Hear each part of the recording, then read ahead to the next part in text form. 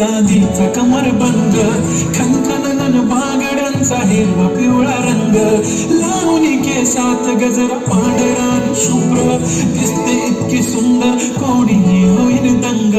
काळी बिंदी काळी कुर्ती घालून आली ती, बोलली अहो भेटाना नदीच्या काठीशी, हले हले आली ती माझ्या पाठीशी, बोलली अहो भेटाना नदीच्या काठीशी.